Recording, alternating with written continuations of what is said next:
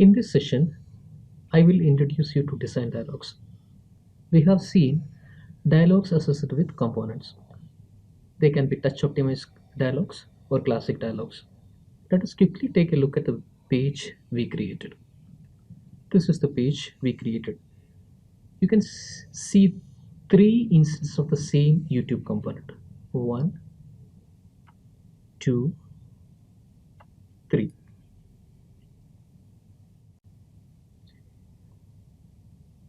We have entered three different URLs in the dialogues, and each of them displays a unique video. Means whatever you enter a component's dialog is specific to that instance of the component. This value is not preserved when you use the same component in the web page again. In certain situations, you may want to use the same value across all the instances of the component. A classic example would be the company icon of your website.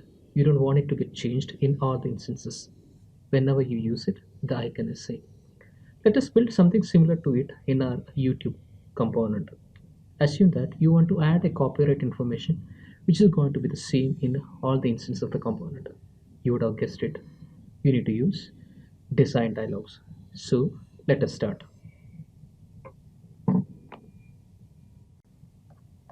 Go to apps, AEM company, components, select YouTube. Select the dialog, the classic dialog that we created earlier.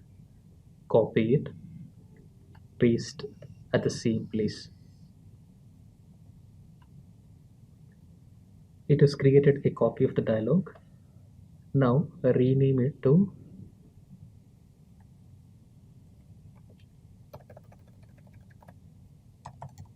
design underscore dialog. Save it, expand it. As I mentioned earlier, we are going to customize the same. We have created a title node here. Let us change that to copyright.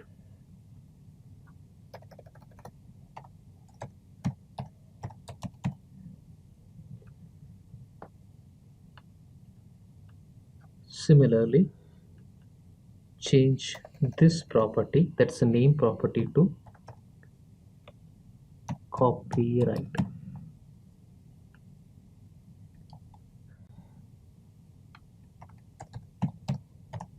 Copyright. Similarly, I will update it here too. That's it. Now let us see how the dialog gets displayed.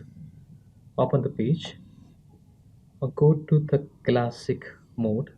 Note that design dialog can be accessed only through the classic mode. Expand the sidekick here. Select design. Select design of YouTube. See, this is the dialog that we created. This is the design dialog that we created. You can see the copyright and enter copyright information, things like that. I'm going to enter the copyright. Select, clicking OK. The page got refreshed, but nothing happened. It is primarily because of that we have not yet written a logic to capture the data and display it on the page. We will do that as a next step. Before we write the logic, let us first see where this data is written. In the previous post for dialogues, we have seen that the data is written within dialog node itself. Let us see where data from design underscore dialog is getting saved. Go to etc designs AEM company homepage YouTube and see this data is getting written here. GCR colon copyright is the data that we provided and it is getting written here.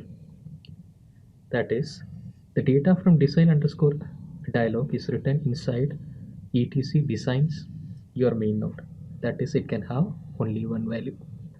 Now we will write a logic to get this data from here and display on the page. Go to AEM company, components, YouTube,